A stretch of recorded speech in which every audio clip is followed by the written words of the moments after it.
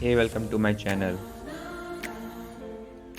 In this video, I will show you how to edit this preset using Lightroom.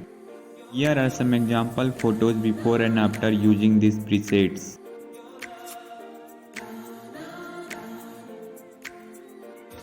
Please read this notice carefully to download this preset.